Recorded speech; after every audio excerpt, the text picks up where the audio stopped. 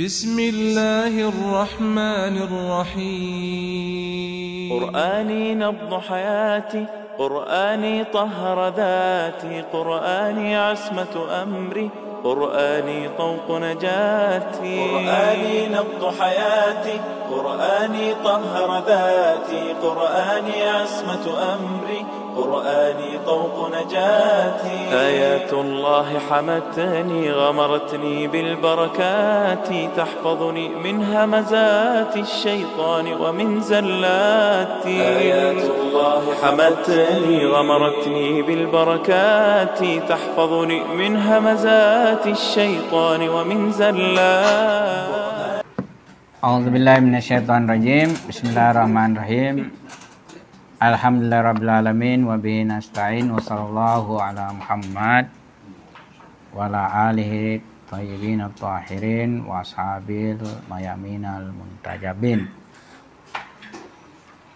Di buku ini kita sudah sampai sekarang pembahasan kasyf dan syuhud. Dalam pembahasan ontologi, hakikat realitas itu dibagi atas asalah dan iktibari,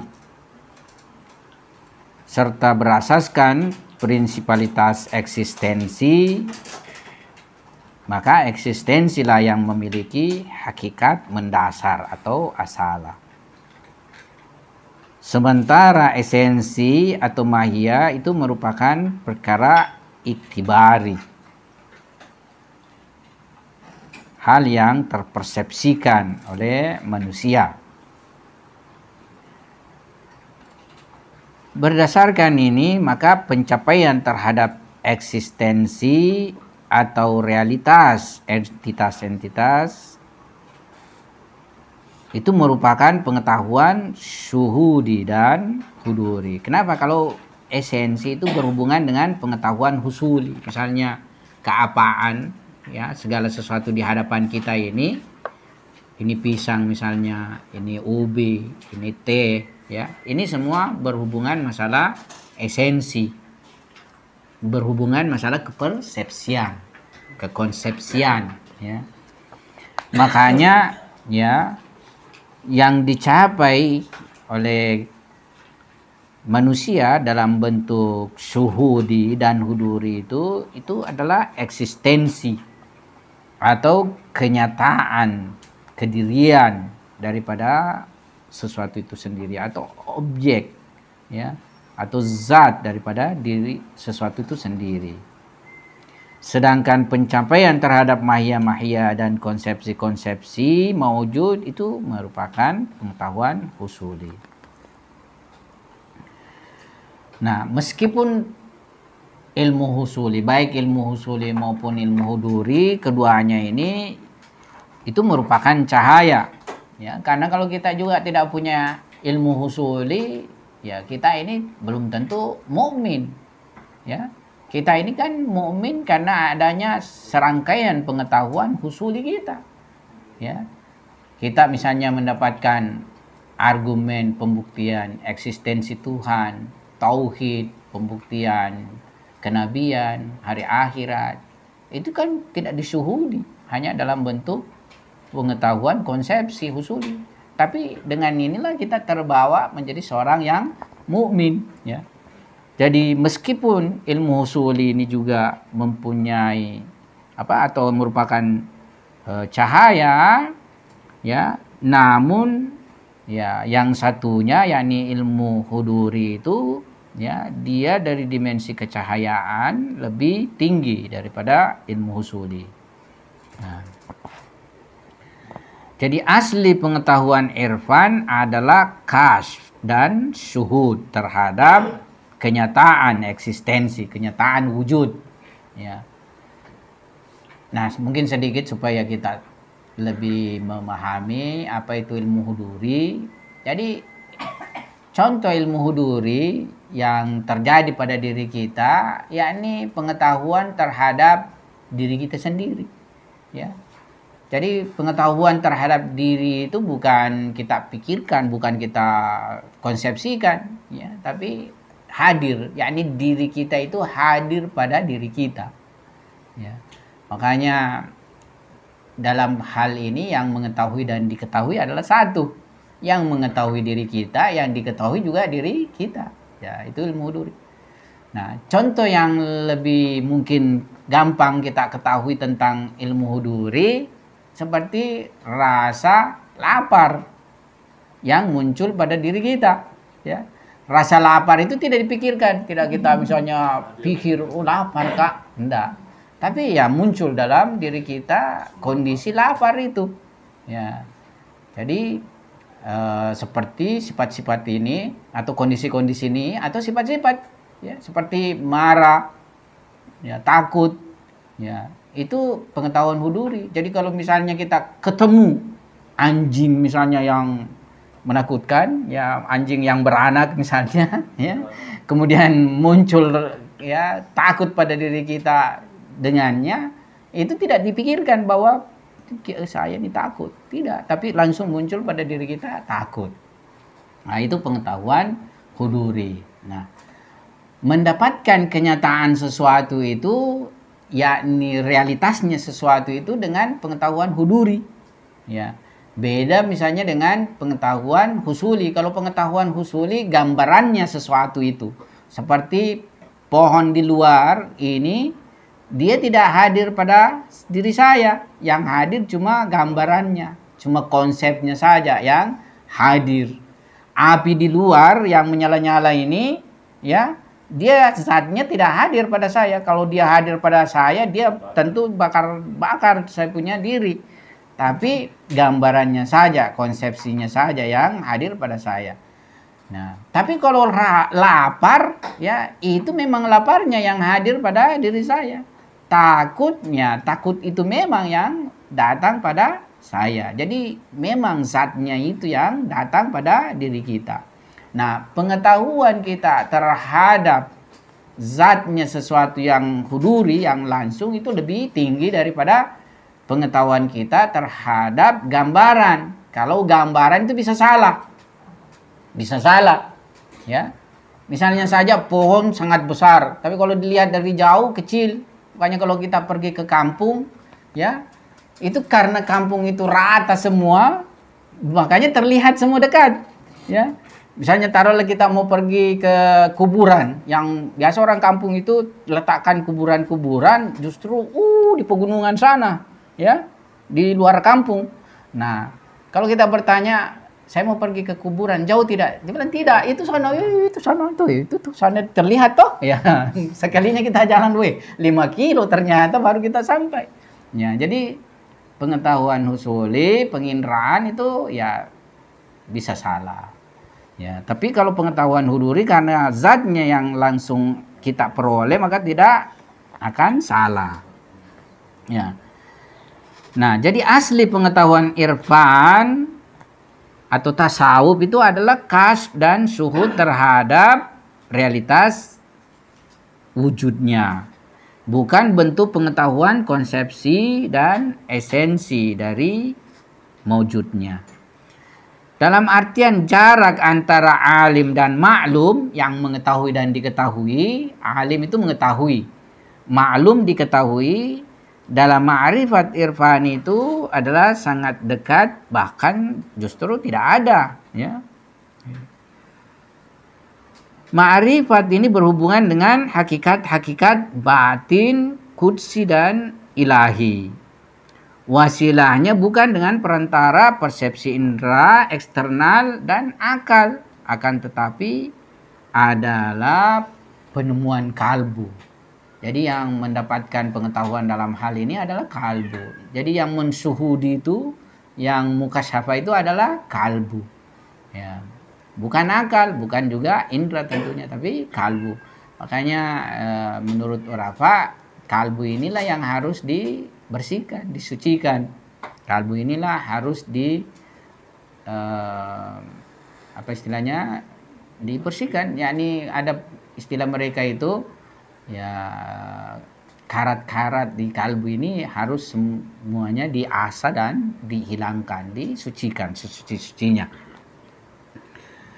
Nah, adapun istilah kasf itu tiada lain bermakna terangkatnya tirai atau hijab, dan dalam istilah Urapa bermakna menemukan ma'rifat, makna-makna gaib dan perkara-perkara hakiki yang tersembunyi ya dalam bentuk pengetahuan huduri atau dari jalan musyahadah. Kasb dan syuhud sendiri terbagi dalam bentuk maknawi dan suri atau zahiri. Jadi kasb ya, kasb. Mukasyafa itu juga terdiri dari dua. Ada mukasyafa maknawi, ada mukasyafa suri atau lahir. Ya. Mukasyafa suri itu diperoleh dalam alam misal dari jalan penyaksian dan pendengaran. Ya. Itu mukasyafa suri. Mukasyafa ini juga terkadang terjadi ketika sadar, yakni tidak tidur. Dan kadang terjadi antara kondisi tidur dan tak tidur atau manamiyah. Serta kadang terjadi dalam alam mimpi. Jadi saya ingin sedikit nukil bentuk mukasyafa suri. Jadi mukasyafa suri itu jadi kita menyaksikan. Kita saksikan bentuk ya. Misalnya bentuk adalah seseorang, adalah seseorang. Nah, yang saya ingin kisahkan itu alamat Tabatabai. Jadi alamat Tabatabai ketika beliau belajar di Najaf, beliau dilanda oleh istilahnya permasalahan ekonomi, ya. Bahkan alamat Tabatabai layaklah menjadi urapa memang atau orang yang tinggi kedudukannya karena demikian tempaannya di sana dalam kehidupan yang serba kekurangan, kemiskinan. Jadi tadinya itu Alama sebenarnya kaya. Jadi Alama itu mempunyai warisan orang tua. Kalau istrinya bahkan keturunan orang kaya, ya. Dan dia selalu mendapatkan kiriman dari Tabriz, daerah beliau itu, ya. Tapi terjadi ketegangan atau terjadi semacam huru-hara peristiwa lah, terjadi kekacauan sehingga tidak ada orang yang bisa menyampaikan kiriman, ya. Tidak bisa, istilahnya tidak ada, terjadi kekacauan, perbatasan, ya. Sehingga ya sudah tidak ada lagi sampai kiriman. Nah, sejak itu ya kehidupannya morat marit, ya. Ditambah lagi Alama itu anak-anaknya banyak yang meninggal. Ya, karena sakit. Anak pertama, kedua, tidak tahu apakah sampai 3 meninggal, ya. Makanya anak pertamanya itu siapa lagi ya namanya? Kadang kita orang Bugis mirip-mirip juga orang Bugis. Ada diberi nama Tahang, ya. Tahang itu dari tahan, ya, ya, ya, ya, jadi seperti itu. Jadi ada anaknya meninggal lagi, sehingga kemudian ada lahir dia kasih nama Tahan. Sama dengan itu Becetang atau Mariatang. Misalnya ada temannya namanya Mariatang, artinya bertahan ki. Maria supaya bertahan, ya. Nah, kalau tidak salah namanya anaknya Alama juga yang kemudian berikutnya itu dia kasih nama seperti itu, yakni supaya bertahan kayak begitu. Apa? Al-Baki. Baki itu artinya tinggal. Ya, Baki. Jadi dikasih nama Baki artinya tinggal. Ya. Nah, tapi tadi ini yang kita mau istilahnya ini adalah mukasyafa surinya. Ya, Alama. Jadi Alama Tabatabai dengan kondisi yang sangat menderita itu sampai istilahnya banyak utangnya dan mungkin sudah jatuh tempo juga harus dibayar utangnya. Sehingga ya senantiasa berharap supaya dapat rezeki yang segera dia bisa lunasi itu utangnya. Nah, dalam kisah itu Alama dalam kondisi kayak baring-baring begini, jadi tangan di pipinya, ya. Tiba-tiba ada orang mengetuk pintu, ya. Kemudian Alama itu antara tidur dan bangun bergerak membuka pintu, dan orang yang membawa itu sesuatu itu mungkin itulah tadi kebutuhannya. menyebut dirinya bahwa saya si Fulan, nama saya si Fulan, ya. Ya. Setelah itu lama tutup pintu, kembali lagi seolah-olah dia kembali lagi dalam pembaringannya. Tapi sebenarnya tidak meninggalkan tempatnya. Jadi kayak kondisi mukasyafa lah itu. Mukasyafa seperti itu yang dia lakukan. Ya. Nah, ini kita sebut sebagai mukasyafa suri karena dia menyaksikan orang. Jadi dia menyaksikan orang, sosok itu. Nah, dia menyebut namanya. Nah, lama tidak pernah mengenal itu orang. Nah, nanti ketika dia sempat pulang ke kampungnya, ya, dia pergi di kuburan dan dia istilahnya diperkenalkan ada kuburan orang yang saleh di sana itu. Nah, dia pergi ke kuburan situ, dilihatlah persis nama orang itu yang menyebut namanya ketika itu. Ya, jadi orang yang datang itu adalah ruhnya saja, ya, yang bertajali, bermisali, tapi orangnya sudah ratusan tahun meninggal. Ya. Jadi itu mukasyafa suri. Bisa saja kita terjadi seperti itu, ya, mukasyafa suri ini, ya. Bisa ketemu wali-wali Tuhan, misalnya mukasyafa suri, semoga, ya.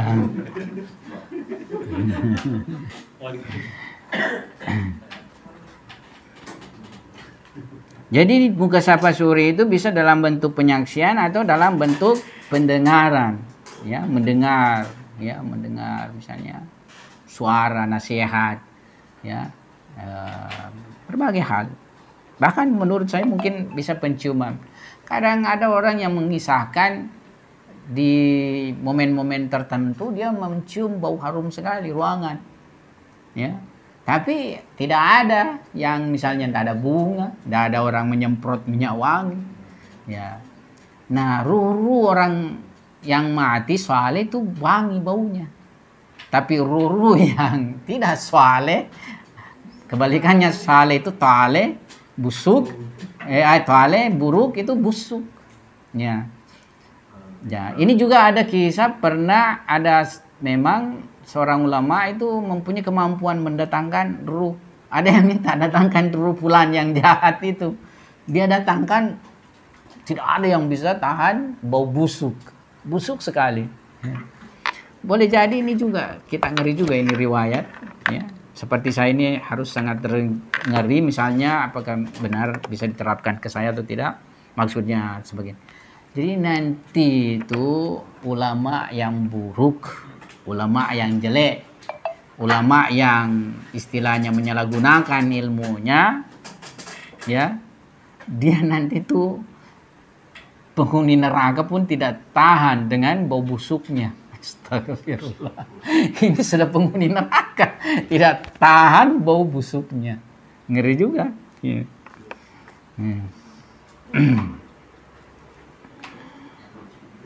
Jadi mukasyafa suri itu diperoleh dalam alam misal dari jalan penyaksian dan pendengaran. Mukasyafa juga terkadang terjadi ketika sadar atau tidak tidur, dan kadang kalau dalam keadaan sadar ini ya sangat kuat, dan kadang terjadi antara kondisi tidur dan tak tidur, manamia, serta kadang terjadi dalam alam mimpi. Ya. Kalau mutabatai pernah juga mengalami mukasyafa dalam keadaan sadar didatangi bidadari. Ya, tapi tidak mengganggu, dia punya kesibukan ma'nawiyah. Bagi mereka ini bukan bidadari yang dicari, tidak seperti yang berjihad-jihad itu, ya, yang bom-bom, kasihan bom-bom bunuh diri ini karena dengan dasar ya itu tadi mau ketemu 70 bidadari, ya. Alama didatangi bidadari, tidak ada gubriskan itu bidadari. Jadi juga mukasyafa kadang dalam bentuk rahmani malakuti dan kadang dalam bentuk syaitani. Ya, yakni syaitan melakukan campur tangan pada perkara hakiki untuk menghalangi dan menyesatkan salik dari jalan ma'rifat. Jadi ada orang selalu kalau tidur di dalam tidurnya didatangi ada misalnya sosok mengaku Tuhan. Saya Tuhan, didatangi. Ya. Ya itu ya, itu mukasyafa setani. Karena dia punya guru, dia bilang itu muhasabah setani, ludahi saja kalau datang, itu anak datangi pokok itu. Ya, jadi karena dia punya ini, ya. Jadi kalau dia tidak punya pembimbing, ya dia bisa percaya pada Tuhan. Ya. Tapi karena ada begitu, setan itu datang kamu, ludahi saja kalau datang. Ya. Ya, ini syaitan melakukan campur tangan pada perkara hakiki untuk menghalangi dan menyesatkan salik dari jalan ma'rifat. Oleh karena itulah salik dalam sair suluknya butuh pembimbing akhlak dan maknawi yang mengantarkannya kepada kasb dan syuhud sehingga ia bisa selamat dari campur tangan syaitani dalam mukasyafah. Mukasyafah wahyu para anbiya juga itu kadang bentuknya maknawi saja, kadang juga misalnya boleh juga disebut mungkin suri karena dia menyaksikan sesuatu, ya. Kalau misalnya Nabi itu kadang menyaksikan malaikat Jibril, ada pemuda Madinah yang paling ganteng namanya Dahkalbi namanya kalau tidak salah. Tapi Nabi juga kadang menyaksikan langsung sosoknya Jibril, langsung hakikatnya istilahnya, bukan lewat tamassul, ya. Jadi kadang dia lewat tamassul menjelma sosok itu tadi, ya. Ya, kadang juga yang aslinya. Kalau seperti Hazrat Maryam menyaksikan malaikat Jibril kan patamatsala basyaran sawiya, bertamassul sebagai basyar yang sempurna. Ya, jadi tergantung, ya, paling tingginya kedudukan katanya ya sampai menyaksikan realitas Jibril yang sesungguhnya itu sudah mencakupi itu. Jadi dia sudah mencakupi dari keseluruhan kewujudannya. Sama dengan kita mencakupi kewujudan takut pada diri kita atau lapar pada diri kita itu, sehingga ya kita temukan kenyataannya itu secara utuh pada diri kita. Nah, Nabi secara utuh dia temukan realitas Jibril itu, ya. Jadi dia mencakupi. Mencakupi. Lebih tinggi dia. Ya, mencakupi. Kalau sudah seperti itu. Oleh karena itulah salik dalam sair suluknya, ya sudah tadi. Nah, kasb dan syuhud juga kadang berkaitan dengan peristiwa-peristiwa natural. Jadi bisa juga peristiwa-peristiwa yang alami, kadang seperti itu. Seperti kedatangan seseorang dari bepergian, yang mana jenis mukasyafah ini disebut dengan kerahiban. Jadi ada mukasyafah tapi bersifat natural, bukan suri, ya. Jadi kita misalnya mendapatkan informasi yang bersifat natural. Misalnya kita mendapat informasi mau datang kakekmu misalnya, ya, mau datang kakekmu, ya. Ya. Nah, dan betul-betul itu dia datang, ya. Misalnya besok siap-siap misalnya mau datang ini, ya. Dan betul datang. Jadi beberapa mukasyafah sendiri itu bukan hasil dari perkara kebersihan kalbu, ya. Ada beberapa mukasyafah yang bersifat natural karena kemampuan nafs, latihan nafs bisa didapat, ya. Jadi pada dasarnya peristiwa mendapatkan informasi dari alam gaib tentang perkara-perkara duniawi adalah merupakan hasil dari riadah nafs, latihan nafs. Salik yang mempunyai, ya, perhatian tinggi itu tidak akan perhatian terhadap jenis mukasyafah ini, ya. Apabila kasb dan syuhud tidak berhubungan dengan peristiwa natural dalam bentuk ini, maka ukuran kebenaran dalam kasb dan syuhudnya itu adalah hakikat-hakikat dan ma'rifat itu tiada lain adalah Al-Quran dan hadis, serta harus dirujukkan kepada keduanya. Berasaskan inilah maka salik butuh kepada mursyid sehingga bisa selamat dari kesesatan mukasyafah. Jadi ulama sepakat bahwa timbangan ukuran daripada kebenaran mukasyafah itu adalah Al-Quran dan hadis. Al-Quran mutawatir, tapi memaknai Al-Quran kan susah, ya.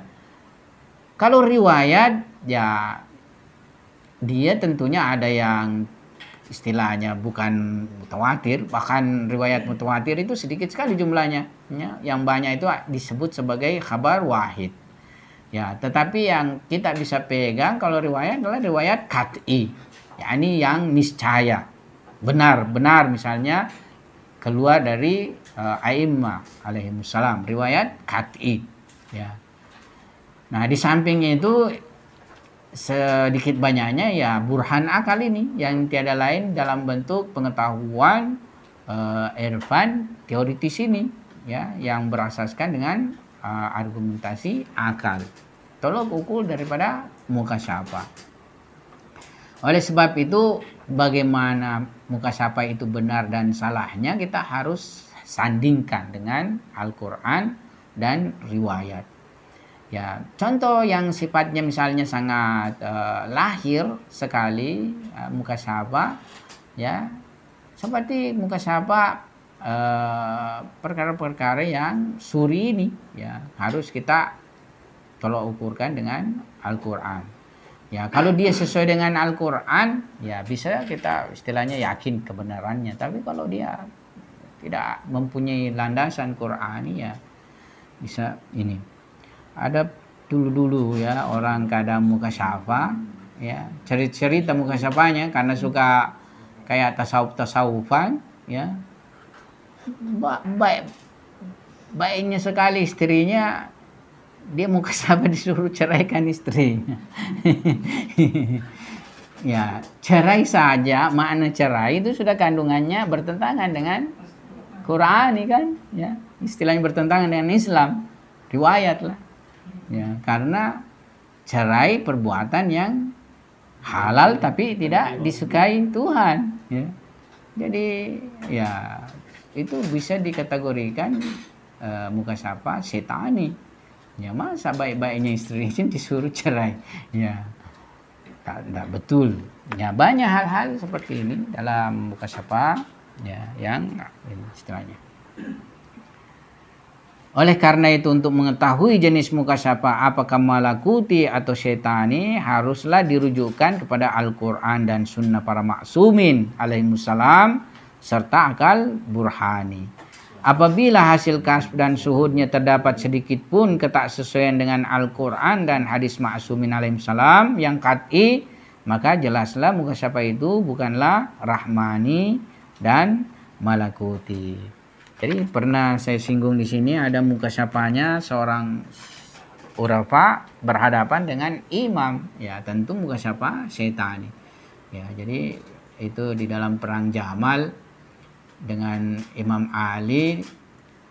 Ya, bagi yang memahami konteks sudah yakin bahwa yang benar adalah Imam Ali.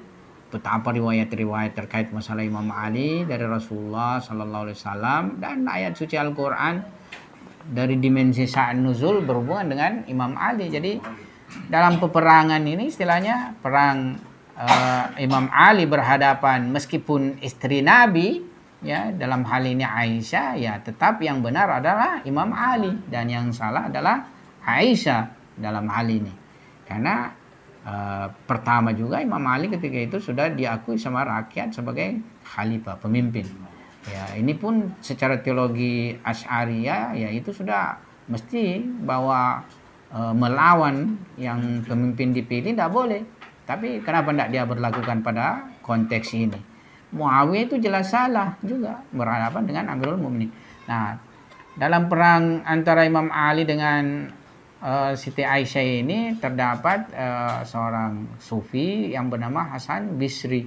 Nah, Hasan Bisri ini ya berapa kali mendengar mukasyafah suara, ya dilarang untuk bergabung karena yang membunuh dan dibunuh kedua-duanya masuk neraka, ya.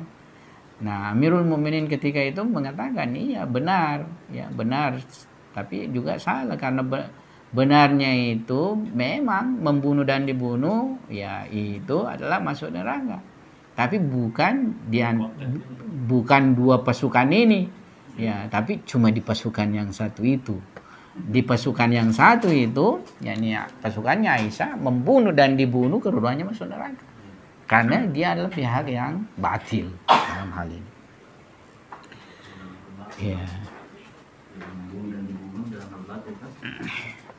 Nah, saya kira ini dulu kita punya pembahasan. Setelah ini kita akan masuk pembahasan tentang hijab-hijab sair suluk. Ya, saya agak merasa capek dikarenakan ada beberapa hal lah. Jadi kita selesai dulu, ya. Nanti lagi kita lanjut pertemuan sesudah. Sekian, assalamualaikum warahmatullahi wabarakatuh. قرآني طهر ذاتي قرآني عصمة أمري قرآني طوق نجاتي